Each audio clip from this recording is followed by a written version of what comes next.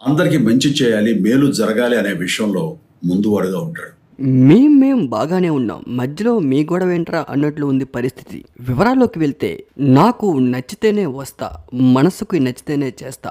Recent గా అల్లు అర్జున్ చేసిన comments ఇప్పుడు వైరల్ గా మారాయి. రీసెంట్ గా మారుతినగర్ సుబ్రహ్మణ్యం అనే మూవీకి ఈవెంట్ కి స్పెషల్ గెస్ట్ గా వచ్చిన అల్లు అర్జున్ సుకుమార్ చివరిలో అల్లు అర్జున్ చేసిన వ్యాఖ్యలు ఇప్పుడు సంచలనంగా మారాయి. Mega family versus Allu family అన్నట్లుగా తయారైంది పరిస్థితి.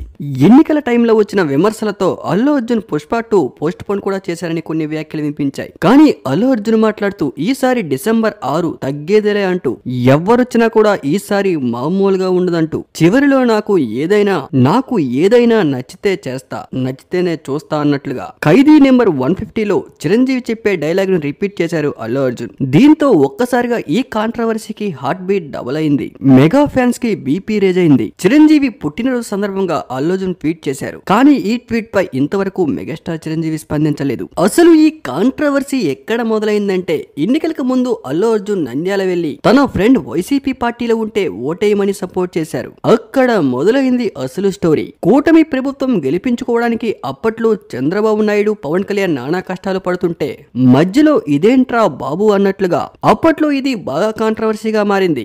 ఇప్పుడిప్పుడే మెగా ఫ్యాన్స్ కి బీపీ నార్మల్ స్టేజ్ కు వస్తూ ఉంది. కానీ రీసెంట్ గా అల్లు అర్జున్ చేసిన కామెంట్స్ ఒక్కసారిగా మెగా ఫ్యాన్స్ కి బీపీ హై రేంజ్ తీసుకెళ్లిపోయాయి. కానీ చిరంజీవి గారి మనస్తత్వం ఏంటంటే, ఎవరి ఇష్టం వాళ్ళది, దయచేసి వాళ్ళ ఇష్టాన్ని గౌరవిద్దామన్నట్లుగా ఇప్పటికే చాలా ఇంటర్వ్యూల్లో చిరంజీవి గారు చెప్పుకుంటూ వచ్చారు.